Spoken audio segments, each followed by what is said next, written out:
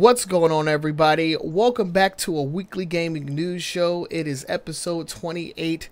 Oh my goodness, December 26th is the end of the year. The end of the year already. Yeah, I feel like it kind of crept up on me a little bit, but we got some news stories for you. Want to thank you all for tuning in.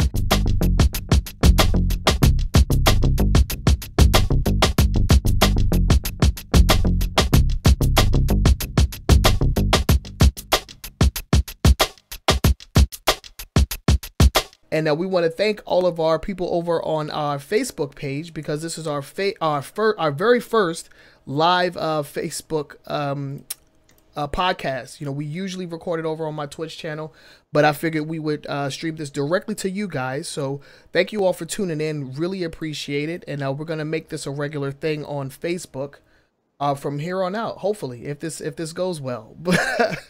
That's the plan. That is the plan. So if you don't know, my name is Trenell, and I'm always here with the homeboy Boogie. What's going on, man? What's up, my friend? Oh man, it's the holidays. How was your Christmas? It was eventful, uneventful. Pretty eventful. I mean, I went to my mom's house, and you know, we had our little get together there, and you know, it was nice. And then I came home and, you know, celebrated with Vanessa, my girlfriend, and her family. So it was cool. You know, I always get dual holidays. Double Christmas. Double Christmas. Nice. Yeah, I always get gifts. Hopefully. Yeah. What about you? How was yours? It was pretty good, man. We started off at home, and you know, we hosted Thanksgiving, so we went as guests to my sister-in-law's house, and we ate and we drank and we danced and we joked. It was pretty good. I enjoyed it. Cool. Any Dance Central? No. No Dance Central this time? No, yeah, we were away, so they don't have the setup there like that. But yeah, no, I remember this one time I actually took my whole guitar. What was it? Rock band. I took my whole rock band set up to my mom's house, and we played over there. That shit was tight. Yeah, it's fun. Those games are fun. Yeah, I kind of miss Rock Band. I mean, we used to play that with my family. We would go and we'd set it up. I was bass. One of my brothers was the guitar. My sister would sing. I love the drums, man. I love the drums. That was my jam. I kind of miss those games, but hey, you know. Yeah. Got to move on with the time. Yeah, nothing lasts forever. So let's go ahead and get into the show. And the first thing we're going to start off with is our weekly icebreaker. And if you don't know what that is, it's just a question that we ask at the beginning of the podcast of the panel about, you know, to get a sense of where we are on certain gaming topics and subjects. And this week's icebreaker is, what is your go-to console and why? And Boogie, I'm going to let you go first. What is your go-to console and why? It's the Xbox by far and away. I have PlayStation. I mean, this generation, I got both systems when it first came out. Around last year, around this, probably like end of the fall, I got rid of my PS4 and was flying solo. But it's just the Xbox, because the Xbox has all the stuff that I want in it. I remember when they announced it at E3, and they announced all of the features outside the game, and the streaming services, the TV services, you know, the pass through and all of that stuff. Right. And people complained about it. Me, for one, I was super excited about it, and I use it that way. I use it for my main entertainment device. I got the 1S, so now I got the 4K player. I use it for all my streaming, and I use it for pretty much everything, and then I game on it. And yeah, I mean, you can't beat that. It's like when you have all of the things that can, you know, make it an all-in-one system. You know, it's there's nothing better. You know, for all the things that it does do, that a lot of, you know, casual gamers may not take advantage of. You know, if you're able to take advantage of it, it's crazy. Right, and even the hardcore gamers, the guys that say, I just want my Xbox, I just want my PlayStation to play games. Yeah, I wanted to play games, and I do play a lot of games, but I also like to minimize the crap I have around. If I can have one box that does it all, I want to use that box. And right now, the Xbox One S is the box that does it all for me. Yeah. I mean, I don't use a lot of those features, mainly because I use my console to stream. I stream games using an external capture card, because you can actually stream on the Xbox, but I like to have all the bells and whistles and stuff. So I have an external, and there was like an issue with I forget like the codec that like blocks off like recording or something like that. Yeah, so Like, yeah, the HDCP or something like that. yeah, HTC. Yeah, that's the security. That's Yeah, the anti-piracy security. yeah. So the anti-piracy would kick in every time that I went to TV, and it wouldn't kick all. It wouldn't turn off unless I like completely powered down the console, like taking out the power and then plugging it back in. And I But the just TV was flickering, right? no, it's just when I wanted to stream something, I would just get the security notice up there, and it Okay, wouldn't got it. reset unless I unplugged the console and plugged it back in. So, I had to stop that because I was just getting tired of it. But I mean, when I was using it, just like yo, Xbox, watch TV. It was I amazing. had to make sure my shit didn't turn on just now, but yeah, some really amazing features, and you know what, I'm gonna have to agree with you. As far as consoles, the Xbox One has been my go-to. I mean, most of the times I try and find ways to utilize my PlayStation 4. Like, I'll Right. we talked about this a while ago where I went to the store to pick up Mafia 3, and I hadn't pre-ordered it, so the guy asked me like, "Yo, what console you want it for?" And I was just like, "Damn, I don't know." It's like, it's a single player game, so there wasn't, I didn't have to worry about multiplayer because if I was gonna play multiplayer, I would play on Xbox. So I was like, you know what, I'll get it on PlayStation. But then the guy he brought up a really good point, and he said, what are you more interested in, achievements or trophies? I mean, because that's basically the only real difference. The second difference. Yeah, Right? that's the really the only difference when it comes to like a single player game. So you're like, you know what? I have a lot of gamer points on on my gamer score. I'll go ahead and get the Xbox version. It doesn't really matter. And to be truly honest, when it comes to like QuickTime events or like whatever, like button mapping, I'm more used to the ABXY than the X circle square Zero triangle. triangle. Yeah. I always get messed up Yeah. on that. So. It's a bit messy. I mean, I'm not going to diminish the PlayStation. Oh no, it's an excellent console, and the games that I do play on it, I play pretty frequently, like Overwatch. Like I'm so glad that I got Overwatch on the PlayStation 4 because I play that with my brother. You have it. So I basically get games depending on where my friends are, and I think that's when it comes down to the console war, that is a major factor. Is like, where are your friends? And yeah, and most of my friends are on Xbox. Yeah. I mean, outside of my brother, I don't have a lot of PS4, and I don't have a lot of PS4 people. Right, yeah, and I come from OG Xbox 360. I'm an Xbot for life. You know what I'm saying? So I this is the first Sony console that I purchased. And I was not disappointed, but I feel like they're, like with the PlayStation 3, that I don't think I would have enjoyed that as much as, there just wasn't any games on the PlayStation 3 that would have made me buy it, except for The Last of Us. But I got a chance to play that. Put it on the 4, right? Yeah. So yeah, because I mean, PlayStation 1, PlayStation 2, I was diehard Sony. I had the original OG Xbox, and I liked it, but I was still big PlayStation 2. Mm-hmm. What started the turn for me was the 360.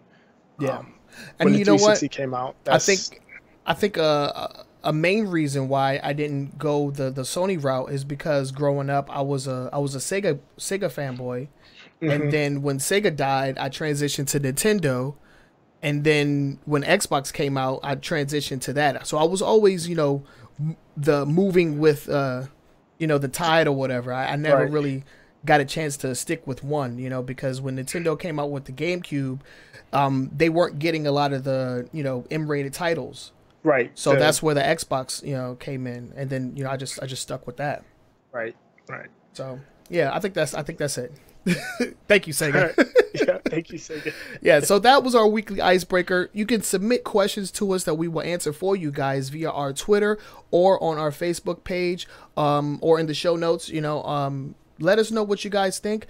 And ask us questions. We would be more than happy to answer them. But with that said, we're going to go ahead and move on to our next segment, and that is the top 5 news stories for the week. And I'm going to go ahead and start this off because this is a topic that As of late, I haven't really been too heavy on, man. I have not been playing this game a lot. Really? And yeah, I haven't, dude. I don't know. I don't know what it is. The salt is a little too real. But we're gonna talk about Street Fighter V and the most recent update. A lot of people have been anticipating or dreading this update, depending on what character you use. Because along with the addition of Akuma, who is a fan favorite, and we talked about his inclusion, or the rumor of his inclusion, back before the PlayStation experience. They released him to many people's delight. You know, he has a brand new design for his default costume. He looks like a lion. Like he has like the whole mane going on and everything. Yeah, I'm crushing on the new Akuma. The Akuma look, I like it. I like it a lot. I don't know. I'm more of a retro. I thought that his original design was demonish enough. So they do have that costume in the game as well. But along with that came Street Fighter V's first character balance patch. And depending on who you play, man, there was some changes, dude. There's way too many for me to list. I mean, because all of the changes are character specific, and you know, so we're gonna just leave all of the details in our show notes and in the description. If you're watching this on YouTube, we'll have all of that information there for you. We'll put the link in there. But I don't mean to interrupt there. But the most interesting thing that caught my eye out of this particular update was the rage quit system. Oh, the update to that. Yeah. Oh, that is it's pretty brutal. It's pretty brutal. I mean, it was brutal. I mean, I don't know how you think about it. You could say that it was pretty brutal before, because initially they were just taking away people's not their fight money, but they taking away their LP or league points. Yeah. They were taking away your league points, which basically puts you into the different like tiers or whatever. So right now I'm in gold tier. If I were to rage quit, they would take my league points and put me down to like bronze or something like that. So that was the first thing. But I mean, I guess that really doesn't solve the problem, because you can always just, you know, make your way back up. If you're playing against bronze players, you're going to wipe the floor with them until you get back up to gold or platinum or whatever place you are. So I really don't think that fixed the problem. But this shit right here, so basically what they're doing is, instead of like taking stuff away from you, they're just going to put you in a pool of other players like you. That rage quit. Yeah, so I love that. I love that so much. That's everybody. Any PvP game, especially anything that's serious about competition, should do this. Yeah, because if you like to rage quit, okay, you're going to be put in a queue with other players that also do that. And I'm not sure. I haven't really booted up the game recently, but I can make the comparison with Street Fighter 4. As soon as you got into a lobby, or, you know, connected to another player using matchmaking, it would show your disconnect percentage. Right. And usually everybody had, like, you know, maybe 1 or 2%. You know, because the game can't distinguish between, like, the game just like randomly crashing or you losing internet connection. It can't distinguish that when you drop out of a match. So everybody usually had about a 1 or 2% towards the end of Ultra Street Fighter 4. And I don't think that I'm not sure, I could be wrong, but I don't think that they actually display your disconnect percentage. You'll just be randomly placed into a queue, and the next thing you know, you're the one that's getting rage quitted on, you know, from someone else. So that's awesome. I commend Capcom. It seemed like they were really having a tough time figuring out what to do with rage quitters, because it was pretty serious, especially in the beginning. Yeah, like it gets bad. I mean, it gets really bad, and it's super frustrating. Yeah, it's definitely super frustrating. Super frustrating, but I think that this is a very good way of taking care of it. You know, I really hope that more changes are in the future. I mean, if you're a Ken player, you're probably upset like I am, which is why I've kind of just been like demoralized from picking up the game. It's just because they changed a lot about how I can play the character that I play. So I'm a little salty on that, but nothing is compared to Mika, our Rainbow Mika.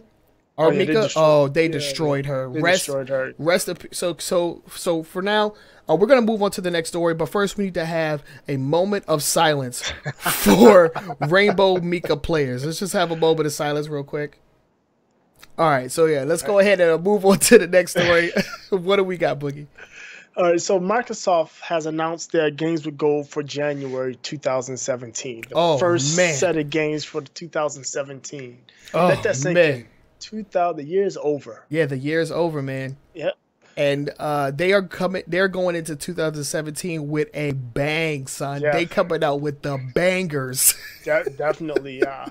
So starting on the first through the 31st, available on Xbox One is World of Van Helsing Death Trap. That's kind of like it's like a tower defense RPG type mashup. It's I don't know. It's kind of cool looking apparently. I might try it because I used to play tower defense games. I kind of enjoyed them. But that's the first game that's going to be available on Xbox One on the first of the month. And then for the 360, it's a game called The Cave. And The Cave is a platformer. It's actually by Double Fine. The guys behind what's that game? Jeez, what game did they make? Limbo? They made Limbo, didn't they? Limbo, yeah. So the guys behind Limbo. Yep, you're right. That's going to be out. It looked to be pretty good. I watched the trailer. It looks interesting. It's worth a try. Yeah. But the second half of the month is where it really gets interesting. Bangers. Starting on the 16th, you got Rayman Origins. I mean, Rayman Origins. Think about that. That's a great. That is a triple A side-scrolling platformer, and probably I can't remember what year it came out, but it was my game of the year. Like, I have not played a platformer that I have loved like so much in a very, very long time, and it kind of rebooted the Rayman franchise and set them up for a sequel. So if you like 2D platformers, if you into Sonic, Mario, 2D Sonic, not 3D Sonic. Rayman Origins is a definite download. Like, and even if you're not into those games, like it is a masterpiece. The music, the visuals, a fun game. Yeah, it's definitely a very good game. It's for free. I mean, everybody that just got your Xbox yesterday, get your Xbox Live account up. The way it works is, the first of the month, the first day of the month, so January 1st, you get 2 games. One on the Xbox, one on the Xbox One game, and one 360 game.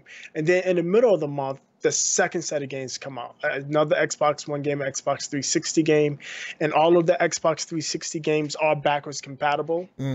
So you will be able to play all 4 games on your brand new shiny Xbox One that you just got for Christmas. You got some free games. Like, I wish they had stuff like this when I was a kid. There was no free games every month for the Super Nintendo or or the Sega Dreamcast or anything like that, man. Like, all we had, like, by that time, by the Dreamcast days, we might have a demo disc. That was it. I remember you guys, EGM.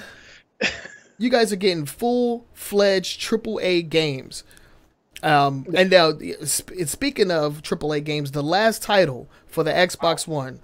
So, Killer Instinct Season 2 Ultra Edition.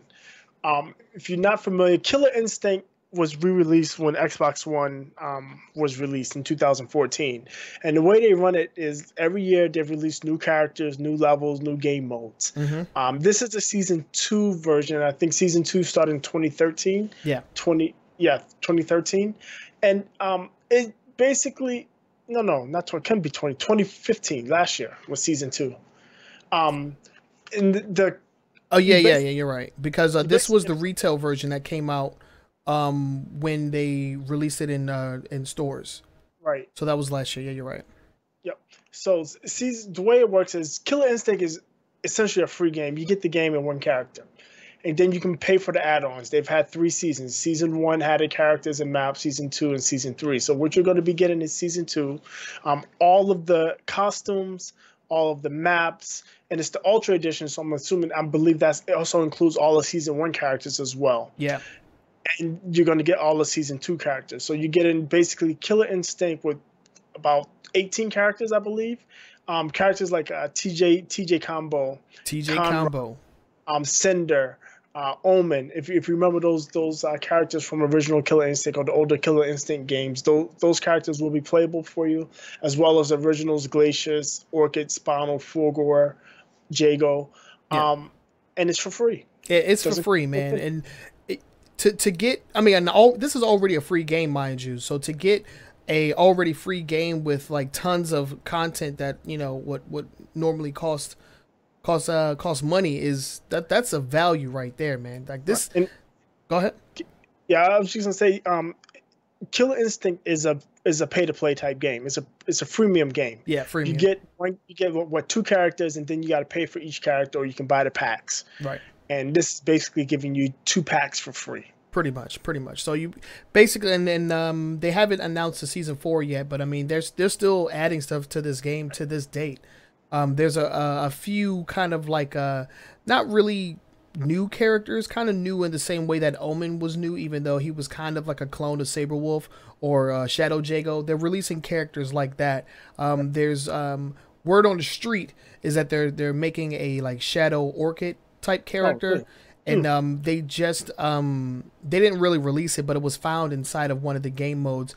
They have another character which is like the prototype to Fulgor. I think it was called like Kilgore or something like that. So kind of like a variant type character. Like that's what they've been releasing recently. And there's been no word on the season 4, but I mean, you're getting more than half of the full game for free. So I'm going to download this. I mean, I've never touched Killer Instinct, but I'm going to have this on my hard drive, just in case I want to pick it up. And then if I choose to get more characters, I can do so. You have that option. That's right. I've had Killer Instinct, and I had season 1. And I actually played it a good bit when the Xbox One first came out, because it wasn't quite much out for it anyway. No. So I played it a bit. I kind of put it down. I didn't pick up any additional seasons, but I'm definitely interested in season 2. I mean, I played Killer Instinct when it was an arcade. I played it when it was on PlayStation 2. One of the characters I did use a lot was TJ Combo. Yeah, that's the homie. Yeah, so having him back is, it wasn't enough for me to buy it, but definitely it's going to be enough for me to pick it up and play it again after January. Yeah, definitely. And the game is it cross compatible? I think it's cross compatible with PC. I believe you're right. Yeah, because they release PC players, right? Yeah, because they release it on PC, so it is cross compatible. There's a huge community with it. If you're into fighting games, I would definitely recommend it. It's pretty dope. It's one of the better ones out there. There's not many out there anymore. I mean, fighting games used to be the genre. Yeah, and it's definitely been overrun by first-person shooters. But and unfortunately, because of that, there's few and far between, especially good ones. So this is definitely one of the good ones, and one that they're still working on. So I would definitely have this on your hard drive. The only one that I'm iffy about is the Van Helsing game. There's a lot of Van Helsing like named games that are just like not related at all. So it's because Van Helsing is a open commons. There's no copyright to it. It's like open IP. Open IP. Yeah, anybody can use Van Helsing. Yeah. When I think of Van Helsing, I think of that bad Hugh Jackman movie. Yeah, I fell asleep on that jump.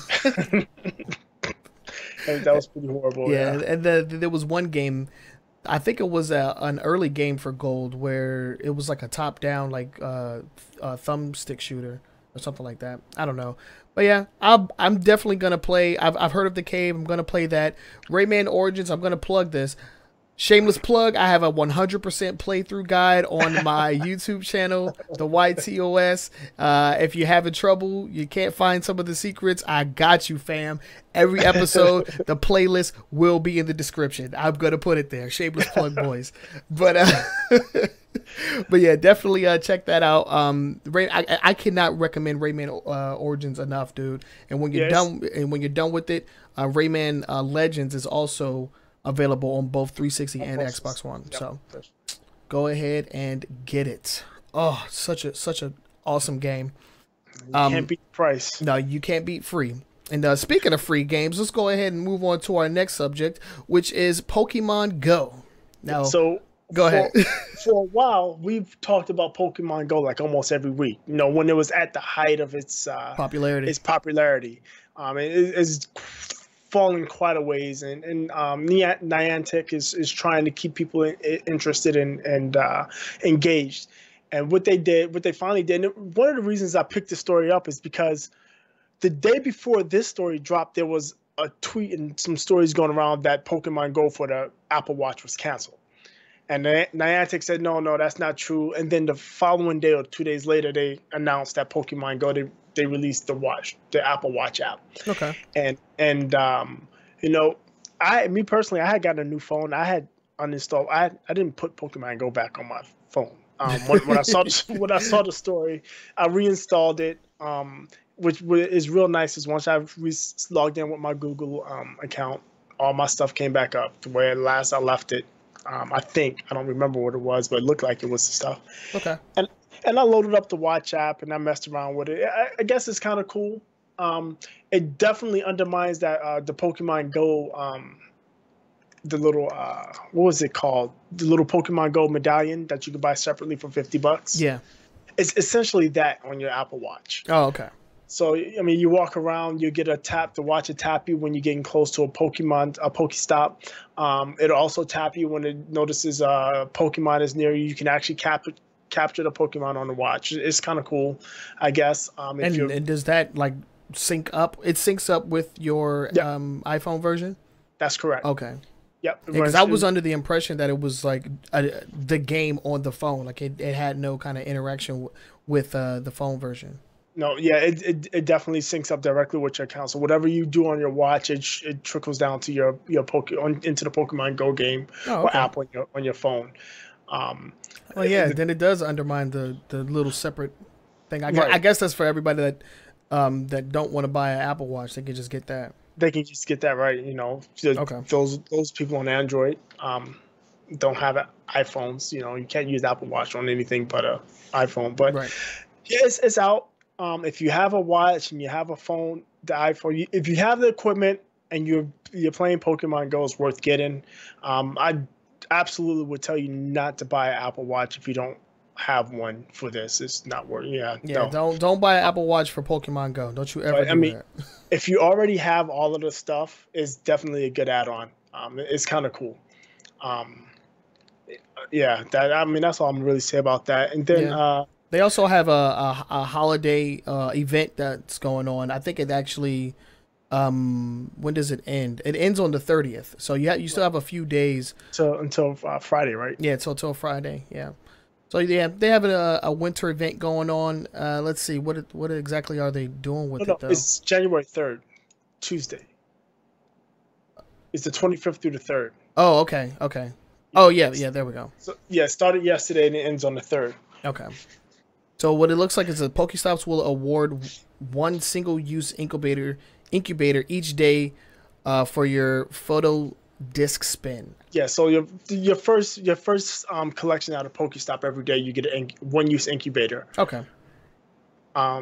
So you can hatch those eggs. Yeah, because Jesus, I remember having so many freaking eggs and not enough incubators.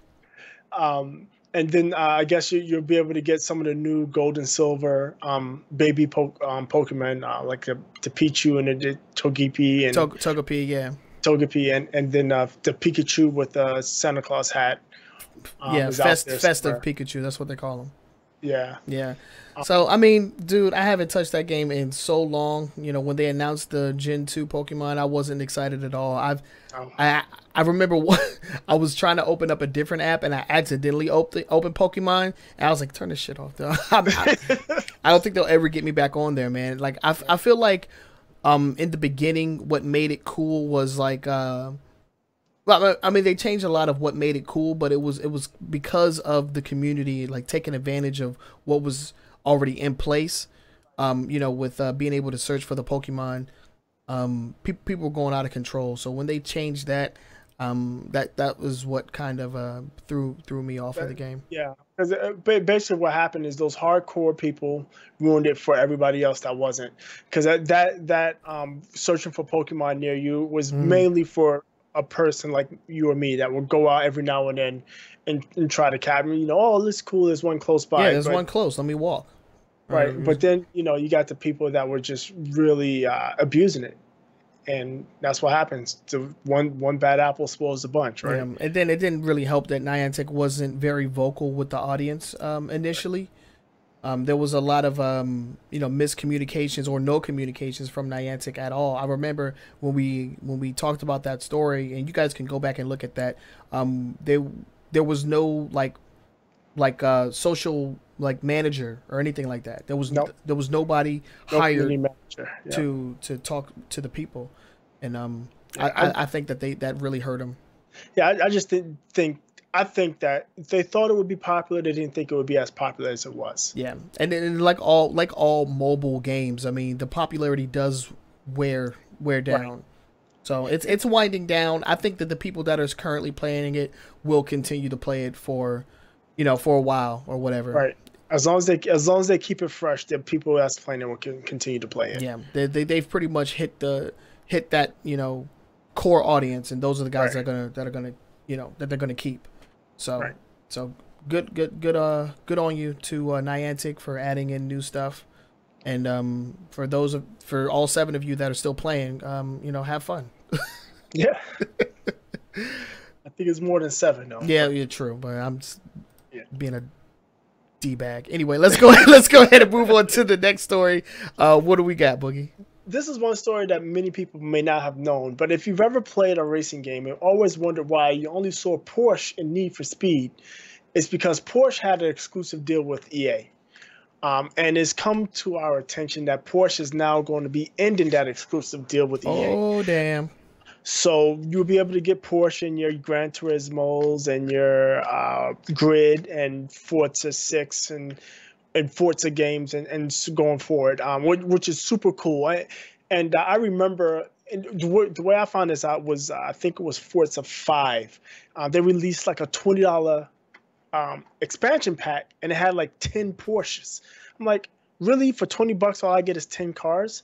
And I wondered why. And what I found out is because Porsche had the exclusivity deal, and for Microsoft for Turn 10 to get those 10 cars, they actually had to pay EA a licensing fee. Oh, hell no. To get those cars in the game. And that's the way it's been for the past 17 years. So since 2000, anybody that wanted a Porsche in their game that wasn't EA had to pay a licensing fee to EA. That's terrible. That's ending now. I think it ends early next year. And going forward, you'll be able to play your favorite Porsche and your favorite racing game. That's not an EA game, which is kind of cool. Dude, I didn't even know racing games were killing it that much to have exclusivity deals. I mean, I do know that there's some racing games that just don't have like licensed cars, licensed vehicles. They make up their own brands or whatever, based on actual brands. But for the ones that did have them, I thought that it was just like all of them. I never thought that there would be an exclusivity deal for a car brand. That's crazy. It makes sense because Porsche is has been known as one of the premier sports cars and racing cars. They have a great racing team. I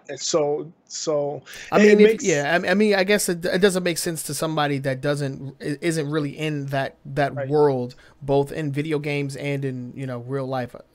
So I guess it makes sense, but that's just crazy. EA is all about getting those exclusive rights, man. They need to let go of that football exclusivity. NFL exclusivity. I mean, tied to the same Madden every year. Yeah, the workaround was most times if you played Forza, any of the Forza games, those are the ones I play. I haven't played a Gran Turismo the last Gran Turismo was like back on PS3 years ago. Prologue, right? Was that 5? Yeah, 5. Yeah, the Prologue and then 5, but that was years ago. They haven't had one since. Nope. But the way they got around it, they would do Rough. Rough is a German custom car builder, and they would customize Porsche, and it would be Roughs. So that's where you can get a Porsche, quote unquote Porsche. It's like That's you like think of like Saline Mustangs or even like Roush, if Roush is doing uh, um, a mod or a custom car, or custom Mustang or custom whatever. That's what rough is, and now you actually get to drive real Porsches, which is nice. when you said that, it reminded me of back in the day when in the basketball sports games they didn't have Michael Jordan, so they just had like number 23. Yeah, number 23.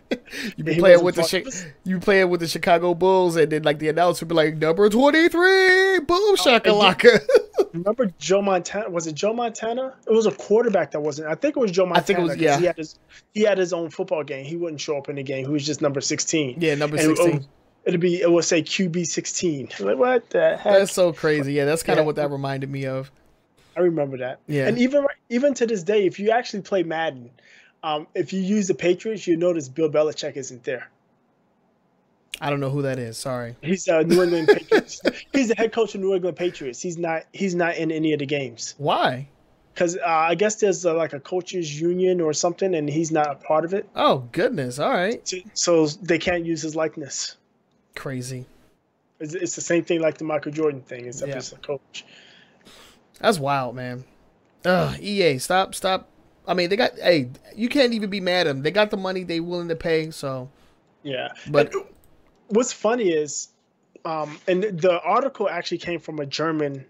It was a German source article, but there was a quote in there, or a supposed quote in there that indicated that Porsche wanted to end the exclusivity deal so they can get their cars in front of more young people. Yeah, I mean, makes sense, dude. Like, not everybody's playing the EA racers. I mean, what even EA racers are even coming out now? They've been doing Need for Speed. I don't think the last one they did was last year sometime, I think. Yeah, they haven't even really been doing many races. I mean, there hasn't been a lot of racing games, period, lately. You know, or not nearly as many as, you know, there used to be. It's a niche. It's a niche genre now. I mean, you got your Formula One racer that comes out every year. What's it for? F1, and then you got Forza every couple of years. I mean, you got Forza Horizon this year, so there'll probably be a Forza 7 coming up soon. Yeah.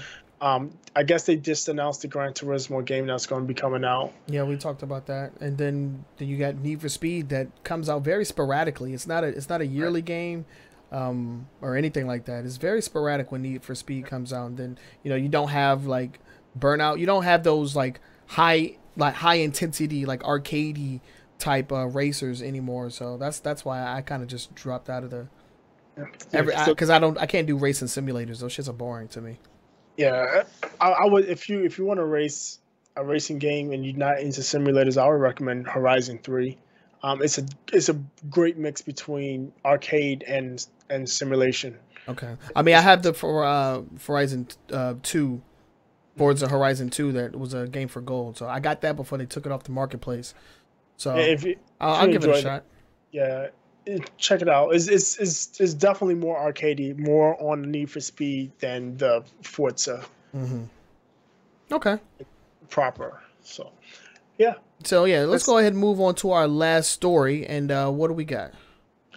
Valve got in trouble in Australia. Ooh. So, here in the United States and North America, as far as return policies and especially for digital content, it's really up to the company. There's really nothing you can kind of do about it. They just have to tell you up front if there's a return policy or not. Mm-hmm. In Australia, that's not the case. In Australia, the consumer is entitled to a refund, repair, or replacement if the product is defective, not of unacceptable quality, or unfit for use, or unfit for the purpose of its use. Okay. So, in this case, and I'm a harper on a game, No Man's Sky. A game like No Man's Sky, an Australian consumer would find that game not unfit, but what's the other one I said? Yeah, the second one. The second one had me thinking. Right. Not acceptable, not of acceptable quality. Right. And in Australia, that will allow you to get a refund. And apparently Valve's policy in Australia went foul of the Australian laws, and they were fined $3 million, $3 million Australian, or 2.15 American dollars. And on top of that, they have to put a notification, a link that reads "important notice about consumer rights in Australia," and it's got a link directly to the basically the Australian law. So there's that. So apparently Valve wasn't processing refunds properly in Australia, and they got smacked for it. Yeah, I mean, yeah, I mean, that's kind of tough. I mean, they usually, like, if it's not within like acceptable, like what was the second one again? Quality. Acceptable quality. I mean, their current. I mean, and this is in America. Their current policy is that, if you play the game for, I think it's less than 30 minutes, and you're not satisfied, you can get a refund like right off the bat. These must have been people that like played the entire game and was like, I don't like it. Well, or the thing is, the Australian law, it doesn't give like any. It forbids that. It Yeah. doesn't allow for like a play period. I mean, so it's just I'm almost. It looks like, and I didn't read all the way through, but it looks like what they lean towards is, or it wasn't specifically noted, I should say. What they lean towards is a time of ownership, as opposed to time of use. So if you own the game less than the specified time, whether you played for 100 hours during that time or 1 hour during that time, it doesn't matter. Yeah. So Okay. like if it's supposed to be like a 30-day return policy, and you had the game for 20 days, but in those 20 days you played 100 hours, that doesn't matter. You're within the return period, and you are entitled to a return. Oh man, shoot. I mean, I guess if there is a way for people to like prove that it's not, that it's Right. there has to be some kind of like proof behind that, because you're gonna get people just returning games, After they beat it, after yeah. they beat it left and right over there. And I think that's what got Valve in trouble too, is because they felt that that's one of the things maybe a person or people were doing, Yeah.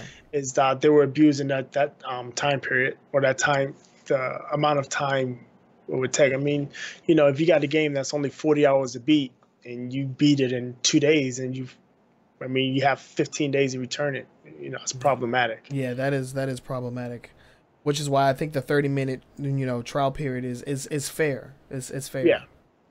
You can pretty much find out whether or not you like a game or not within 30 minutes. And then there's no questions asked when you do it that way. Anything after that, you would have to like submit something, and something to write. I would like to see a game percentage. So like 5% of the game, or 10% of the total developer announced or noted game time. So if the developer says, "Hey, this is a 40-hour story, let me play for 2 to 4 hours," Because I mean, if it's a 40-hour story, because 30 minutes can be deceiving, right? You can play for 30 minutes like, this is horrible for your first 30 minutes, and then the next hour you played it, you'd be like, oh, this is amazing, or even vice versa. Yeah, and then there's other cases where, so I'm gonna bring back this story when I got Mortal Kombat X, and I actually had, before I could even play the game was on and running for like a good like 10 hours. Because I had to re-download like gigs and gigs of like patches and everything. So it was like I couldn't get a refund. Even though the game, when I was able to play it, it was still broken to hell, and they even abandoned the game, and then they re-released it. But you have to pay money. It's like I have to pay for it. It was crazy. I'll probably never buy a that was a Warner Brothers PC port. Yeah, I'll never do that again. And so according to their policy, I had already had the game running for like 10 hours. There was no way I was going to get a refund, unless, I mean, I guess I could have submitted something, but that's just one of those like little gray areas or whatever. Right. Yeah, so I mean, with the growing and of technology and law in different nations, the policy is going to be continuously changing. So we'll see what Valve does to counteract that in Australia. Yeah, or in kind of any any nation. country, right? Yeah, Yeah. because they are not about being ganked. They're not about that. No company is at this point, right? Nah. Yeah, Gabe ain't having that. Yeah, so that was pretty much our top 5 news stories of the week. I'm gonna go ahead and say this again. You can submit stories that you would like for us to talk about via our Twitter or our Facebook. So go ahead and hit us up. Make sure you follow us on our social media, and any stories that you guys find interesting or would like to hear our opinion on, because that's pretty much what we do here. We have the stories and we don't really report the stories. We kind of just give our opinion on them, just let you guys know what we think about what's going on in the world of gaming. So if there's something that you want to hear us talk about, let us know. We would be more than happy to do that. But next, we're going to move on to our long-form discussion. And this is the part of the podcast where we usually take a subject and we just go into super deep detail about what we think about it. But since the year is winding down... Last show of the year. This is the last show of the year. Yeah, the last show of the year. And I think this is perfect that we're doing this on for the first time on Facebook. It's going to be a very... very good year coming up, for the show, and we want to thank everybody that has rolled with us this far. And so this is going to be a little different. And Boogie, why don't you go ahead and let us know what we're doing for this long form discussion? Okay, so we're coming to the end of the year, and what we want to do, a lot of people talk about the top games, the top this, the top that, and what I want to talk about is the state of the console wars. And I say console wars and not platform wars. So all of you PC players out there, we're not going to talk about PC. And to be quite honest, in my opinion, none of the consoles can touch PC. Yeah, there's no comparison. PC is in the class of its own. You get your console players that say, oh no, consoles are just as good as better. No, no chance. Yeah. And I would give that to you. I will bow down to you PC players. Yeah, bow down PC to is the best. The PC master race. That's why I was actually right. I was a little confused in the beginning about the icebreaker question, because I was like, hold on, well it says console, so I can't say PC. Okay, good. Right. Right. PC would be a platform. Yeah. And it's definitely by far outstrips anything you can do on any Xbox or any PlayStation. Yeah.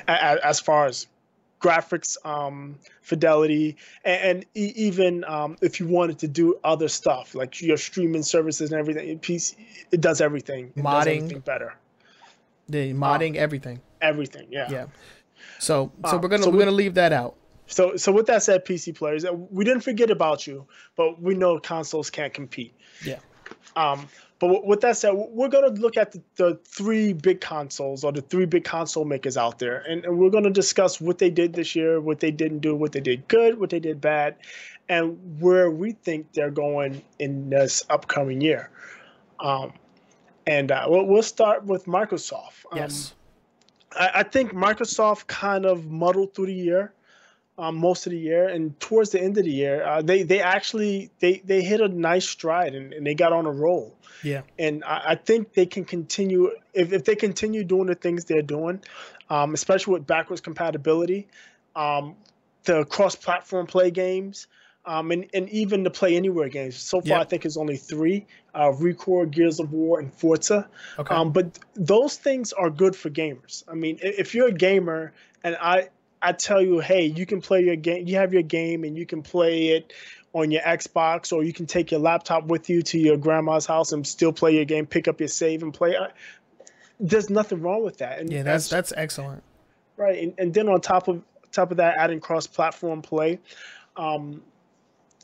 I mean, they did test, and they haven't released what the test showed when they did the Gears of War PvP. No, not yet. I'm still waiting for that. But I mean, if you add the cross-platform play, and they have announced that it's open if Sony wants to join in, but that's a story for another day. Right. But yeah, I mean, towards the end of the year, they released the Xbox One S over the summer. I think was it August, right? Yeah. And starting in August, September, October, they were the top-selling console at least in North America. Yeah. and they let out their IPs, their Gears of War and Forza Horizon 3, which generally has been received very well. Their games with Gold have been super strong. Yep. And they still have the Scorpio coming down the line. Scorpio is coming up next year. I mean, they're on a roll. And I mean, they even starting off next year with a good roll. If you look at the games for Gold we talked about earlier tonight. So yeah, I think Microsoft is doing good things, and they are moving, trending in the right direction. Yeah, I think, and I agree with you 100%. They need to just keep doing what they're doing, because console gaming is gonna change. It's gonna change. I mean, if it's already changed, to a certain degree with these like modular upgrades to consoles. This is the first time that we've ever seen something like an Xbox One S or a PlayStation 4 Pro. This is the first time we've ever seen anything like this. So, depending on how this is received, it's gonna dictate the future. And I think one thing that Microsoft is trying to do is future-proof themselves. I agree. Because, and we talked about this in previous episodes, that if by whatever, by some crazy circumstance, consoles just die, Microsoft is setting themselves up to have a PC platform. Yeah, they're setting up Xbox Live as a platform, as a platform, as opposed to a hardware system. Right. So that's pretty much all I have to say. I mean, I've been having so much fun on Gears of War 4. Shouts out to the Salt and Rage compilation. You can check that out. Awesome. And the games for Gold have been introducing me to awesome games that I would have otherwise not played. And I'm just gonna name off a couple. Ori and the Blind Forest, or something like that. Oh my god, Ori and the Blind Forest, dope game. There was this other one. Oh my god, one that we both played. Earthlock is dope. I actually started playing that one called Stories.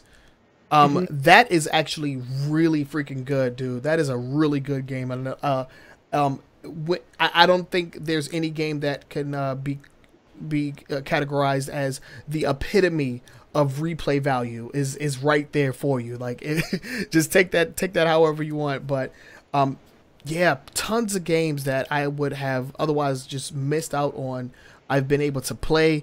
And then games that I had back in the day that I may have sold to GameStop when I was young and impressionable. I got to re-download those. So like, right. Yeah, I mean, it is what it is. And, I feel like if they just keep going in the direction that they're going, they had a really, really slow start in the beginning, at launch, and they've been trying to turn themselves around and, at the same time trying to cater to the gamers, but still doing what they set out to do, which is create a all-in-one box for your living room. Right. What I'll say about Microsoft is that they've always had this, and the systems. They haven't made huge changes to what the Xbox One is and what it does. Right. It's just that their marketing team and getting that information out to the people, to the consumers, has been extremely poor. If anything needs to improve with inside Microsoft as far as pushing the Xbox is the marketing message. Yeah, and I feel like it's been getting better. I feel like that's been getting better compared to where they were at launch. At launch, right? Yeah. At reveal, E3 reveal was a disaster. That was a disaster, and then the whole Xbox 180 where they just changed everything. Right. God, it was a literal disaster. And like, man, I had like tears coming down my eyes when I saw like photos from the midnight release in Japan. Oh god. Oh yes, like two people outside. It was like a barren wasteland. I was like, what? I'm looking at Fallout footage right now. What's going on? Yeah, but that's what. The Japanese have never embraced Microsoft. This is true, but it was still depressing. Yeah, I'll give you that. Yeah, it was. But I feel like they've had a very strong 2016, and if they keep doing what they're doing, you know, bringing out those premium exclusives when they get them. You know, we need something fresh. I think they need some new IPs, man. I agree. A new IP would be nice. At least just one. One new good IP would be great. I mean, they've tried a couple, right? Yeah, they had a couple. Quantum Break, and they have a couple coming out later on in 2017. So let's. I think if there's one challenge or one hill that they need to climb is the new IP market, because they haven't really been killing it there. Right. They have some talent. They have talent with some of the studios they've purchased. So yeah, they have room for, and they have the ability to release a new IP, and it would be nice for them to do so. I'm waiting for that Scalebound, baby. I almost forgot about that game. Damn, I can't wait for that one. I'm waiting to see what the Scorpio is. I mean, there's been nothing about it. I mean, it's all rumors. They've kept that thing under wraps, dude. Yeah, but you know Michael Pachter. Are you familiar with Michael? Yeah, Pachter? Michael Pachter. Yeah. Yeah, he's an analyst, and his belief is that, and it makes sense on his analysis, is it's going to be a year after the PlayStation Pros drop, and Sony would be more willing to reduce the price of PlayStation Pro $50 to $100. So next year, instead of $399, you might see it at $349 or even as low as $299. And with that being out there like that, he's in the belief that the Scorpio might not be more than $399, which is what the PlayStation 4 Pro released at this year. Yeah. So that's interesting. I don't think that's overly expensive. That's what the original Xbox One and PlayStation came out for. So what the PS4 Pro came out for this year. I think that's a decent price point. Yeah. For what Microsoft is promising. I think if it goes much more than that, if it goes up to $450, $500, it's problematic. If it's more than $500, it's dead on arrival. Yeah, pretty much. I agree with that 100%. So. Yeah, I'm not one of those guys that's really super anticipating the Scorpio. I'm good with my OG Xbox boys. I'm one of those guys because as soon as they announce it at E3, they're gonna open pre-orders, and I'll pre-order. I promise. Well, let me know what you're gonna do with your Xbox One S. I may buy that one from you. No, it's gonna go upstairs. I'm gonna use that as my UHD player. True that. It has the 4K Blu-ray player hardware in it. Like it's crazy. It's crazy. What you're doing right now is what I did previous generation. I had every iteration of the Xbox 360, and those weren't even like really like upgrades. Those were just like remodels. Remodels, yeah. Yeah, I had every single one, dude. I had the original. I had the Elite, and then I had this. I think this one's called the Slim. I think. Yeah, I had the OG one, and then I got a Slim. Those are the only two I got. OG, Elite, and Slim. That's what I got. Yeah. All right, but let's go ahead and move on to Sony. Yeah, let's talk about Sony. So Sony actually had a pretty good year. I mean, yeah, they had a very good year. Generally, from everything I've read, and I did a lot of reading, it's generally noted that Sony, for the most of the year, was outselling Xbox by almost a 2-to-1 margin. Right. So for every Xbox was sold, a PlayStation 4 was sold. I mean, that's outrageous. That's an amazing performance. I mean, that speaks volumes. Right. And we just talked about how for 3 months the Xbox was on top in North America, and then in in December, November. For the month of November, Sony retook the throne. Right, and I looked at the NPD numbers, and they didn't have anything specific, but just from reading what the analyst was saying, it didn't seem like it was a huge margin. It was a pretty small margin. Yeah. I don't know if it's because of the sales. I don't know if it's because the PS4 Pro might have bumped them a bit. And we don't know how much the Xbox was outselling PlayStation for those 3 months. They can be outselling them by a small amount as well. So... Yeah. That's up in the air, but yeah, Sony's been by far the best-selling console all year. Yeah, and their first party, they still maintain that strong first-party IP performance. The games that they released, even though I don't think this year. What did they release this year? They released Uncharted 4, right? Yep, Uncharted 4.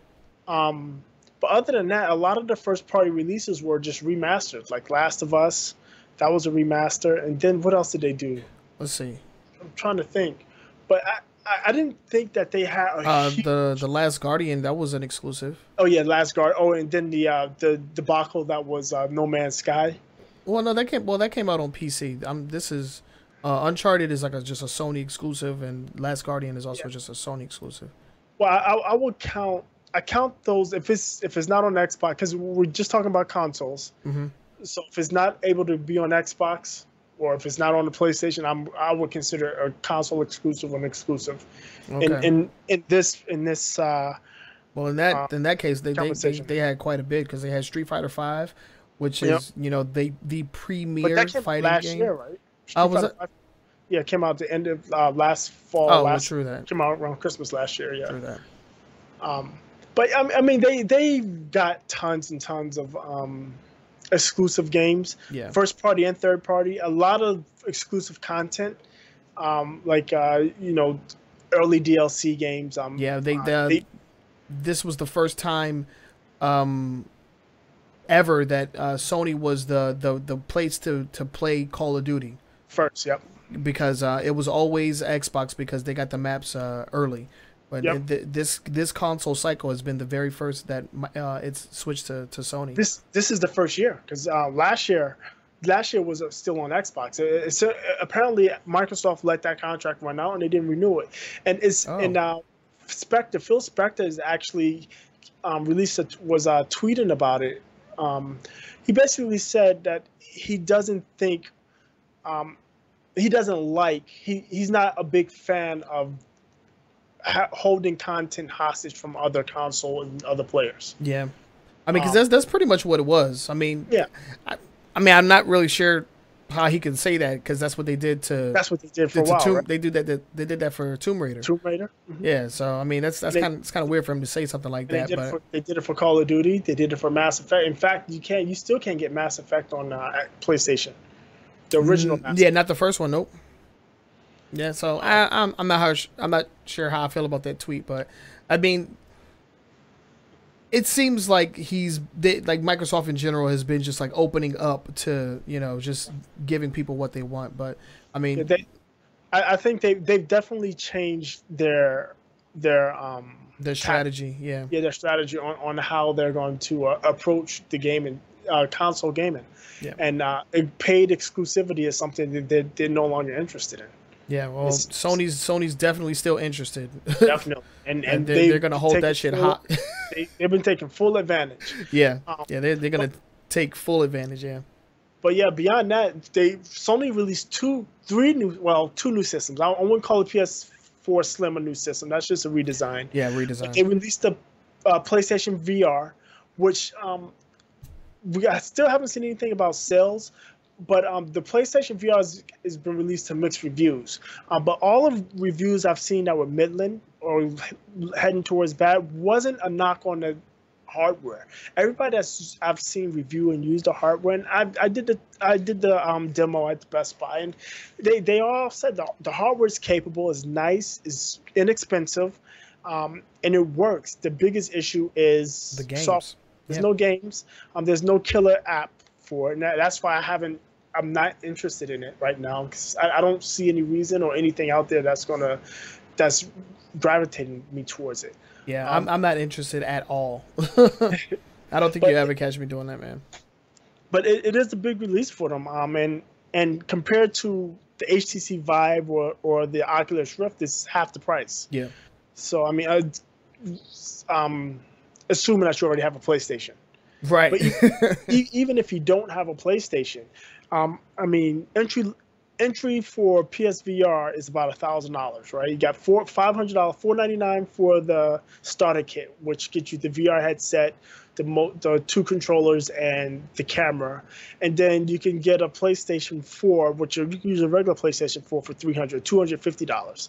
So you're looking at $750 just to start off virtual reality, where HTC Vive itself is $799. I think the Oculus is $899, and that's not including the rig that you have to have. Right. So so you're still getting it at a cheaper price, even if you have to buy a PlayStation. Right. But the very biggest thing that they did this year was probably releasing the first ever 4K home console. Yeah, 4K capable. 4K capable, sorry. Because there's been some issues with that, my boy. Yeah, I have mixed feelings. I have real mixed feelings on it. So If you're gonna release a 4K system and you're gonna have any type of media in it, you have to have a 4K Blu-ray player. The PlayStation 4 Pro does not have one. That's a big black. That's a big red mark. Yeah. I don't care what anybody says. I wanted just to play games, or you're lying. Yeah. Because everybody that I know that has any of these systems, especially if they just have one, they use it for media. They use it to stream Netflix. They use it to stream Hulu. They use it to play movies, disc-based movies, Blu-ray movies. And the thing is, I remember.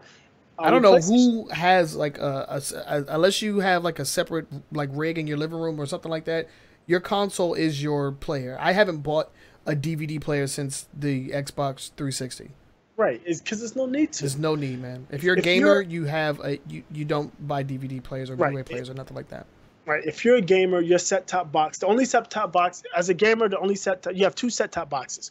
You have your system, be it PlayStation or Xbox, and your cable box. That's it. Those are your two set-top boxes. You don't need Chromecast. You don't need Apple TV. You don't need Roku. You don't need any of that.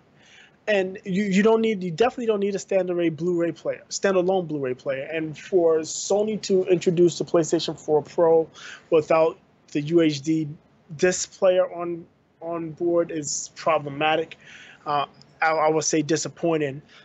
Beyond that, the early release games, I mean, they had about 20 titles that were 4K compatible. Many of those games suffer from either not quite 4K graphics. 4K would be, what is it? It's what, 2160. A lot of them are slightly less. They're like 1600 or something like that. So it's not quite 4K. It's better than HD, but not quite 4K. And even when they get them the higher fidelity, the higher resolution, there's been frame rate issues where, and I forget what game it was. We talked about it a couple of weeks ago, but I mean, there was a game that was dropping to like less than 10 frames per second. Yeah, and that's hugely problematic. And dude, there's games that aren't even on the compatible list that drop frames. Like the Last Guardian be dropping them frames, bro. Like, and I don't even know if that's on the 4K. It is. Okay, then yeah, that was probably the one we were talking about then. It is, yeah. I think you're right. It was one that was dropping less than 10 frames per second. Yeah. And that was when you played it at 1080 on the PS4 Pro. At 1080, it was still dropping. And I'm not going to indict the PlayStation 4 hardware on that. I'll point my finger at the developers and their inexperience or inability to optimize their game for the new hardware. Yeah. I'm sure they can fix it. Hopefully they can just do a patch.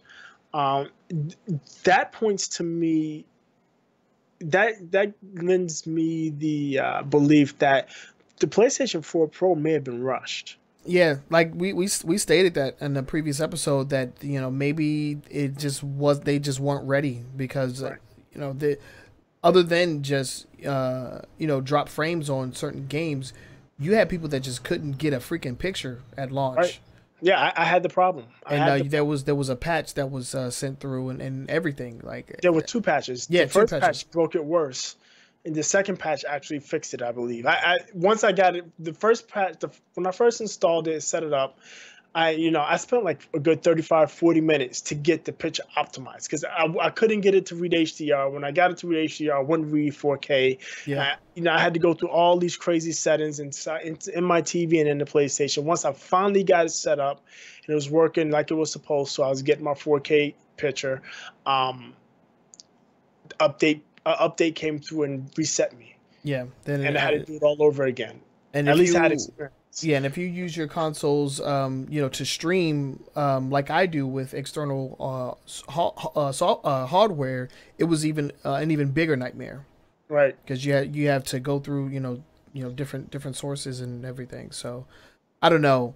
For all of the success that they have, Sony was not without its bumps in the road. Right. And like I said, I think they rushed it. I think what may be what may have happened here is they got whiff of what Microsoft was doing. They want to beat them. I mean, Beat they him to want the to beat them punch. to the Yeah. punch, right? And while it probably was in development, it probably wasn't in development to be released in November. It might have been in development to be released closer to next year's E3. Yeah, maybe. But Sony wanted to get it out for the holiday season to get the jump. And like I said, I mean, it's definitely a capable system. I fully expect as more games come out down the road that has a longer development cycle on it, a longer development cycle as far as the PlayStation 4 being the Pro being available. Mm-hmm. A lot of these issues will go away. I don't think it's going to be the most powerful machine on the block this time next year. No, yeah, because whatever. If the Xbox One S versus the redesigned PlayStation is any indication, yeah, we're gonna get a monster come next holiday season from Microsoft. Yeah, because Microsoft came hard with the One S. I mean, Sony just redesigned the PS4 and put in a smaller package. What they did do, which was I thought was amazing, is that they enabled HDR on all PlayStations. That was great. That was great. I mean, that's something that really surprised me that they were able to do that. That they had the ability with the power on the original system, because even though you can play HDR on Xbox One, you have to have the new Xbox One S. The original Xbox One won't play HDR. So I thought that was amazing. I thought that was great for people. It kind of undermined the reason to really need to go get a PS4 Pro. Yeah. As in my opinion, and it's not just my opinion, it's widely held that general consensus. Yeah, the killer app for next generation video TV is HDR, not necessarily 4K. Yeah. So if you can get the HDR, you don't necessarily need the 4K, because the HDR is going to give you the pretty picture you're really looking for. Right. But yeah, so Sony, they've had a good year. I think they had a couple of missteps. I'm interested to see what December says about the numbers between Microsoft and Sony as far as sales go. Yeah. Because that's going to be a huge indicator of who was able to move and who wasn't. And I think they need to watch out for them leaks, my boy, because you had the Slim in people's hands before it was even announced. A month before, and Sony's response was even worse. Is essentially they just ignored it as if it didn't happen. Yeah, so watch out for them leaks, man. Tighten up them leaks, dude, because I think that right there hurt them as well. That definitely immensely. Immensely, because you can tell by how muted that event was, the PlayStation meeting back in September, because the cat was out of the bag. It was nothing for them to show. I mean, all they had to show was the PlayStation 4, and even that was underwhelming at the show that they displayed. Yeah. So I think coming this year, Microsoft and Sony are both in very good position. I think both of them. There's room for both of them. And I think both of them should be able to maintain their momentum going into the next year. Yeah, I'm actually looking forward to E3. I haven't looked forward to an E3 in a long time, but I really think that both of these companies are going to be bringing their A game to E3. I don't think they're going to treat this as like the throwaway conference like they've been doing for the last couple of years, because I really think that both camps really have something to prove. Well, my expectation is that Microsoft is going to come out and show the Scorpio finally, and Sony's got to have is going to have an amazing IP or exclusive something that's up their sleeve so they can counteract that. Because if Microsoft comes out and says we got Project Scorpio and it's going to be 2 times the power of your current Xbox and it's only going to be $400. That's going to be killer. It's going to be the reverse reaction from the PS4 reveal. And remember, Microsoft is running the Xbox on Windows. So there's a big rumor that's saying that when they release the Xbox Scorpio, Project Scorpio, I should say. I keep saying Xbox Scorpio, but it's going to be able to run one, if not both, of the PC VR systems, the Vive and or the Oculus. Oculus. So I mean, if you think about that, I mean, I can get one of those two systems that's more robust, has much more software than what the PSVR has, and run it on my console, that can be game breaking. Yeah, yeah. So we'll definitely have to see what both of these companies have in store. But we can't end this without talking about Boogie's favorite company, The company that shall not be named. good old Nintendo. Oh man. Oh, Nintendo. So since the release of the Wii U, they've been struggling. They, instead of moving on to a newer different console and keeping up with hardware specs, they decided to stick with what they already knew. And Again, so they basically came out with the Wii U, and nobody was trying to support it. It was basically the Dreamcast all over again. yeah. You had the tablet, which a lot of companies didn't even implement properly. So the Wii U struggled, man. The Wii U struggled ever since its launch. No titles that came out for it, and if 2016 is any indication that the Wii U is dead, it's like all you have to do is just look at some of our previous stories. Like, Yeah, I mean, Nintendo has really dropped the ball with the Wii U, and not only did they release an underpowered system. I mean, it was what 360, PlayStation 3 type graphics, right? yeah. When the Xbox One and PlayStation 4 came out, the even the Wii U tablet was behind the time as far as the touchscreen. It used older generation type touchscreen as opposed to like a multi touchscreen that you would find on a real tablet or a cell phone, which. Right. Which boggled my mind when I read that. I'm like, what are you doing? They use it. Didn't make any sense. It never gained any momentum. They didn't have many, if any. They definitely didn't have any third-party support. Yeah, they had like maybe 5 first-party games. Right, and it's just was a disaster. This is definitely Nintendo's Dreamcast. And we saw what happened to Sega with the Dreamcast. The difference between Sega and Nintendo was that Nintendo has Mario. Yeah, well, then they've made tons and tons of money over the years, so they can actually afford to fail a couple times. They can afford the failure. I think this is their last one, because they're definitely reeling. Even their mobile game, their mobile system, the Nintendo 3DS or the DS, that's even started to swoon. I mean, that's always been their stalwart. If the GameCube didn't sell, it didn't really make that huge of a. Well, it was problematic. The GameCube didn't sell, but they still were selling tons and tons and tons of handhelds. Yeah.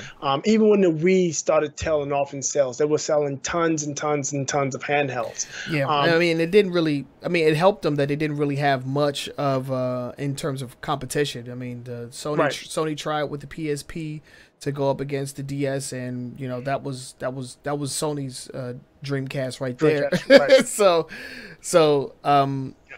as far as handhelds, Nintendo has always been killing it in that department.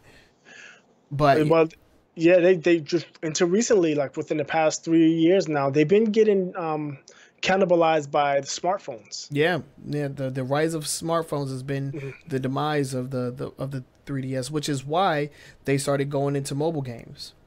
Yeah, just this year. Yeah, just this couple year. Of games with Pokemon and Mario, and they have some more coming out next year. Yep. If that's any indication, I mean, the Pokemon Go was hardly a game, I would say, but it was popular. It was super popular, man. Super popular, and made a lot of money, even though a lot of it didn't go back to Nintendo. And unfortunately, Mario Run is actually a really good game. I have it. I enjoy it. It's fun. It's challenging. It's very accessible, but for like a 6-year-old to play it, pick it up and play it, and able to make it through a level. And it's challenging for somebody that's a seasoned gamer that wants to get all those collect coins. all the coins or find a secret, unlock a character. It's super accessible for both ends of the spectrum. But unfortunately, the way mobile games are, I mean, they're either free and pay to play or like $2 games, and then Super Mario Run is $10, and it's not been received well because of that price. I think $10 for Super Mario Run is not overly expensive, especially considering you get everything in the game. You don't have to pay any. There's no microtransactions, at least to this point. But people like to pay $1 and then get milked $1 a day for the rest of their lives. Yeah, That's the way they don't like the upfront, full price. They like pay it. Yeah, let me get them installments, my boy. Yeah, pretty much. That's how I pay for my Amazon Prime. I can't give you $100 right now. I'm sorry, bro. Take this 10. I give you another 10 next month. But Yeah. I mean, going into 2017, there is the Nintendo Switch. You can't deny that the Nintendo Switch did, at least spark some interest in gamers. It's very unconventional, especially coming from Nintendo. I mean, but they've always been the one to try and innovate, man. Right. I mean, from the Wii to the Wii U to even the GameCube with the small disc and the funny controllers, and going all the way back to the 64.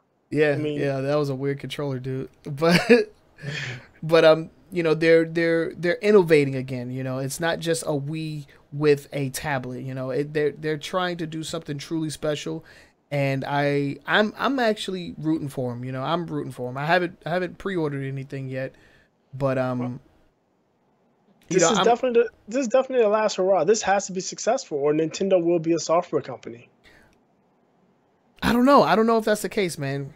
I feel like they have enough money for a few failures, but I'm not hoping that. I mean, they've got 2 in a row.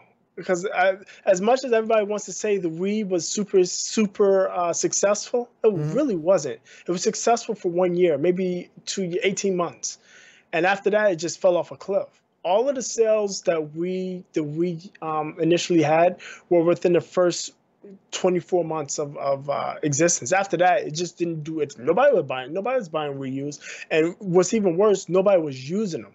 Yeah, and nobody was buying the game. So, Nintendo Wii sold like 40 million systems within the first 2.5 or 3 years, but the attachment rate was like 1.2. What that is, like, for every unit, every Wii U that was sold, only 1.2 games was sold with it, where Xbox and Microsoft and Sony were pushing 3. Yeah. So, I mean, what they're gonna need to do is definitely get. I mean, and they showcased it in that that huge graphic with all the third-party developers. They're gonna need those guys, man. They can't do it all in house. Because those games do sell. Smash Brothers, Mario Kart. Those games sell, but that's not gonna you can't hold a console just with that. Yeah, that's not gonna cut it. They need Titanfalls, and they need Assassin's Creeds, and they need Call of Duties, and they need Overwatches. They need those things, and if they can't get those, they're going to be a niche system. And if they continue to be a niche system, there will be a software company. Yeah, and not all their first party titles are bangers out here. For every Mario Kart, there is the Paper Mario Color Splash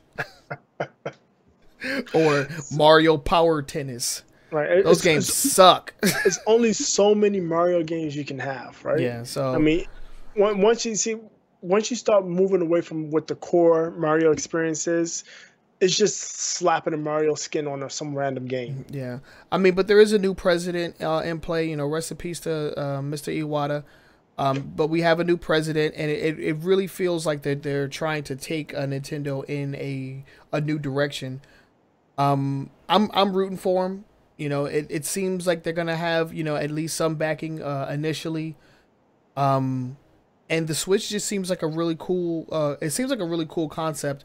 But I'm the type of dude that's gonna need to see what games are gonna be on it, and who else is playing on it. Because if none of my friends have it, I'm gonna be really less inclined to get it. Or if I do get it, it's gonna be that that same thing. I'll get it for the single player. I'll get it for the Marios. I'll get it for that or whatever.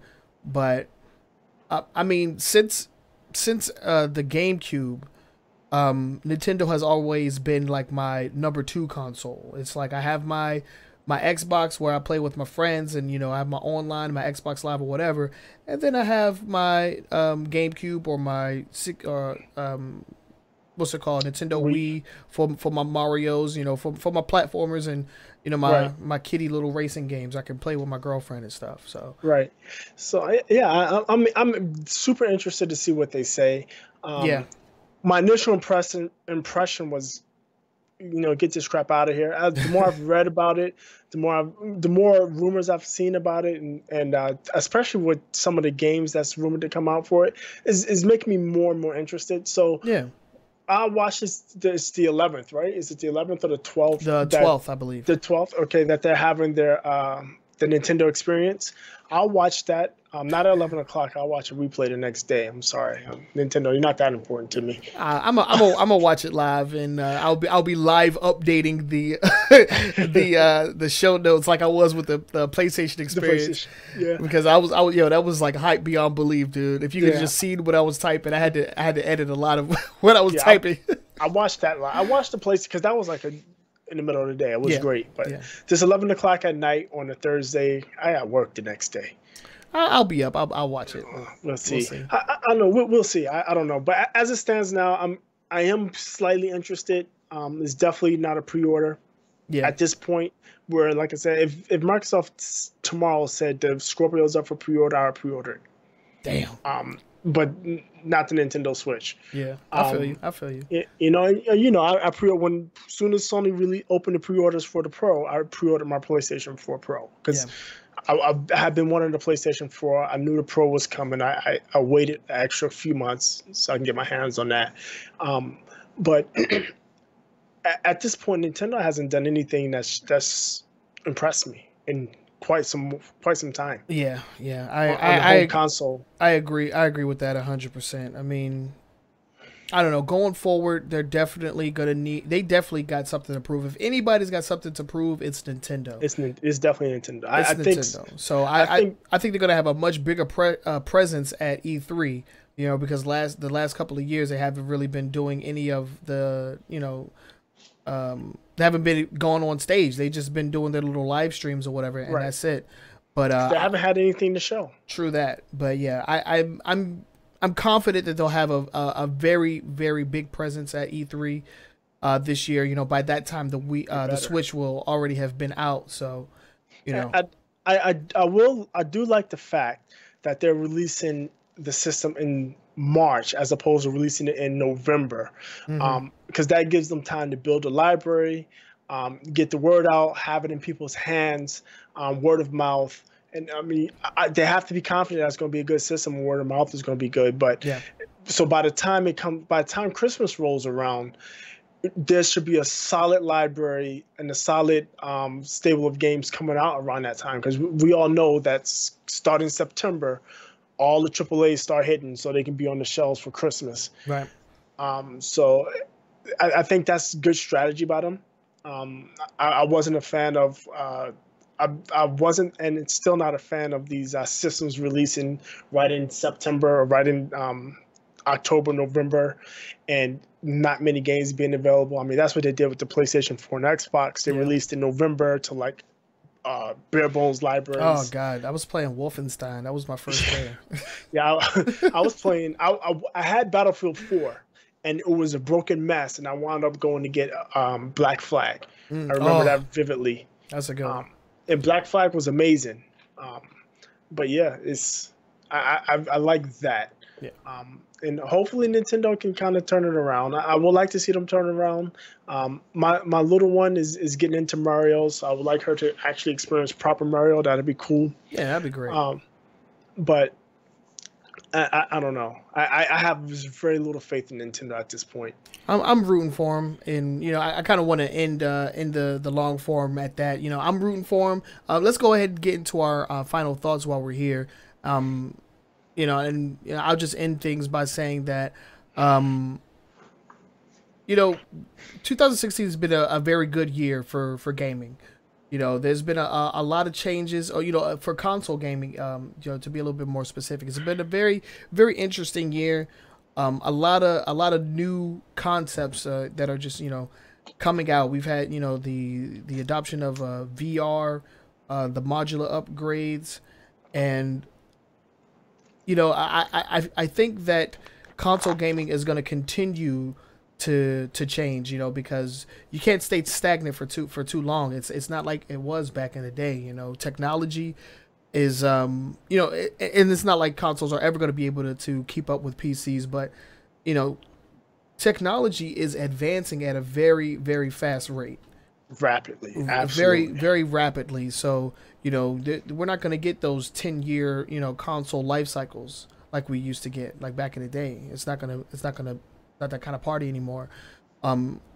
But I am very excited for what the future has to hold, and I'm really excited for 2017 because there are some bangers coming out. Oh my God, there's some bangers coming out next year. So I cannot wait for what 2017 has to hold, and I will hold 2016 as a very good year for console gaming and the gaming industry as a whole. And I'm just end 2016 on that. What do you got to say? I'm along the same lines. I mean, 2016 has been a very interesting year. As far as releases, you got two new systems essentially that came out by Sony to go alongside of their PlayStation 4, which is a fabulous system. Microsoft released a quasi new system with the Xbox One S. I mean, it's pretty much the same system, but they did improve on the guts and a couple other things. I think 2016 was a very good year for both Microsoft and Sony. I don't think either one of them took a step backwards. They both took a step forward.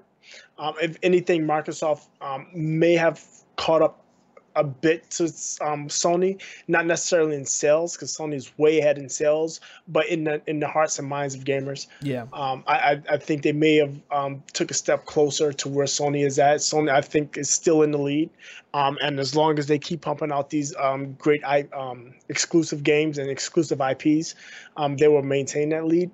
I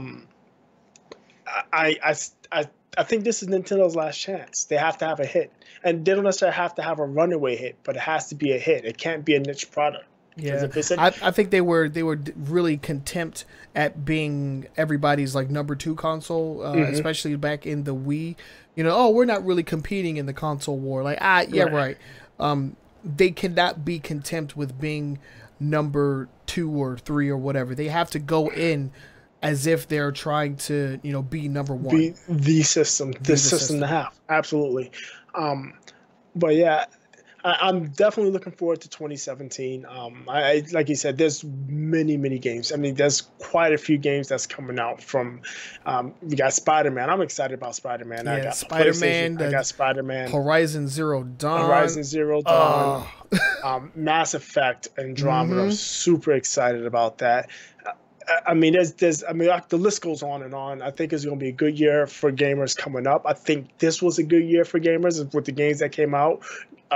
Uncharted, Gears of War 4, Forza Horizon, The Last Guardian, which we've been waiting for, 10 years now for that to come out. Yep. The PlayStation 4. The Final Fantasy 15, the PlayStation 4 Pro. Like I said, it's got some missteps, but yeah. I'm not going to blame that on the hardware. It's just developers aren't used to the hardware, and it'll get better. It's always going to get better, and that's the mindset that I have. This is a good year. It's only going to get better. Right. Yeah, because I don't think any of these guys can afford any steps backwards at this point. There's some missteps, but you continued in that forward momentum. And that's what Microsoft, Sony, and definitely Nintendo needs to do is, gain that forward momentum and just ride with it. Yeah, and like I said, I think Sony and Microsoft have good momentum. They need to maintain it. Nintendo, you need to, find your way, find yourself, and find your way. Yeah. Right. I have a couple of asks. One ask for me is Sony. I mean, out of the entire year, your PlayStation. Now, your PS Plus games have been mediocre, or about mostly of them. That's my problem with Sony right there. Yes, step it up, please. Just step it up. They need to step up not only the game releases, but you guys are getting destroyed on backwards compatibility, man. Like, the PlayStation Now service is garbage. Nobody is gonna pay an extra. I mean, they increase $25. something like that. They increased the price of PlayStation Plus. So it's like we're paying you guys for the online service, and yet we have to pay more money just to pay PS3 games, and that's crazy, man. PS3 had some really good games to come out for free games on PlayStation Plus, and if you don't have a PlayStation 3, you just cannot play them for the most part. Yeah, I think it's part of because if I correct me if I'm wrong, but Sony changed their architecture from PS3 to PS4. It's not a similar architecture. Like while Xbox maintained a similar architecture with the Power PC. Well, I'm not going to get into the details because I'm not exactly sure what it's called or what it was, but I'm pretty certain that Sony changed their architecture, and that's one of the things they did. And they announced the developers were happy because they said now it's easier to develop for both PlayStation and Xbox because the architecture is so similar. Yeah, I do know that their previous architecture was very difficult to develop on. So yeah, they have to figure out something, man. I think it's they lost that. That's a loss, and there's nothing they can do about it. $5, man, $5 for PlayStation Now. Include a tiered PS Plus service, right? So for $50 a year, you get PS Plus as it is, and for say $75 a year, you get PS Plus plus PlayStation Now. Something, yeah, because I don't know. I wouldn't pay extra for it. No, I mean because there's nothing Microsoft on there. is giving it to me for free. Yeah, so there's nothing on there. I get to pick what I want, right? Out of what 300 titles now, about, and the list keeps increasing, man. Growing and growing, and again, along with that Twitter tirade that what's his name? What's the Xbox guy's name? I said it earlier. Spectre, Phil Spector. Yes, Phil. Yeah. He also mentioned that there's going to be some new exciting backwards compatibility titles coming up in 2017. So I'm excited to see what they have coming out because there's quite a few back catalog games that I didn't get to play on the 360, and if they show up on the Xbox One as backwards compatible, it's easy to go to GameStop and get it for $5 out of the used bin. Easy. Yeah, so that's definitely an ask. Now I know backwards compatibility is probably not going to happen, but a better PlayStation PS Plus games would be lovely. Yeah, I would like to have that, and yeah, that's probably my only ask at this point. And Microsoft, just sell me the Scorpio for $400. That's all I'm really want to pay for it. I mean, less $400, you're right on there, right on the money. Yep, and the Nintendo, I don't know. Like I said, show me something. Show me something other than Zelda, man. Come on now. Yeah. Sure. Yeah, we gonna need a little bit more than Zelda. But yeah, we could keep on going with this topic for forever. We are two very opinionated guys that have been gaming for a very long time, and we're gonna continue to game on consoles. Yep. As long as they do it right. That's right. Otherwise, we'll be PC boys for life. That's right. We do have capable PCs. Don't get it twisted. So yeah, but we're gonna go ahead and end the show on that note. We want to thank you guys on Facebook for tuning in. This was our first Facebook Live show, and we definitely appreciate you guys tuning in and showing us some love. For all of you guys that are on our watching this on YouTube the day later, come join us on Facebook, man. You can follow us on our social media. We're a weekly gaming news show. You just type it into the Facebook search bar, and you can find our show.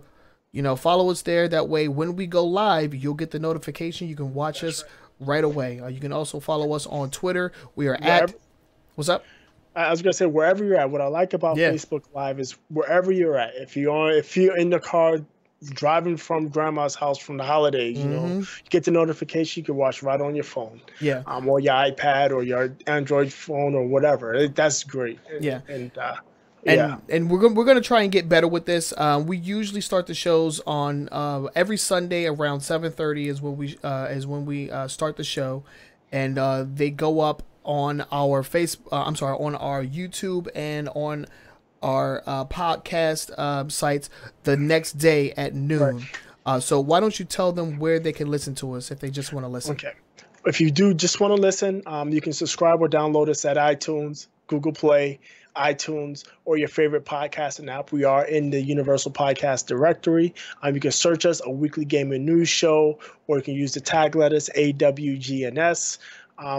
Subscribe, download, listen, rate.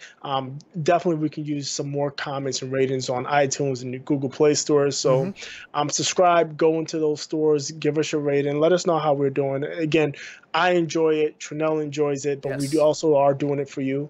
Let us know what you think we could be doing better, or just if it's something you want us to, you want to hear from us. Right. And I didn't get a chance to say it. We are at Twitter at AWGamingNS. So make sure that you hit us up on Twitter as well. Leave us any kind of feedback, any kind of comments. We will take your constructive criticism to heart. And go to our YouTube and subscribe. We are looking to get 100 subscribers over on our YouTube page. The link will be in the show notes and on our Facebook page. If one lucky person will win $100, $100 gift card when we get to 100 subscribers. That is going to be the prize. $100 gift card for one lucky winner when we get to 100 subscribers on YouTube. So you heard it here. Boogie looked a little surprised. But we want to get to 100 subscribers so that we can get the custom link. The custom link on our what's it called, on our YouTube channel. And we also post other videos there as well. Lately we've been doing some unboxings and stuff like that. And if we find anything else that's cool that we think is worthy of uploading, we'll put it on that channel. So you definitely want to make sure that you tune in there as well. But with all of that said, we're gonna go ahead and end the show here. Again, my name is Trenell. I'm Todd. And we will see you guys next week. Next week. Peace out.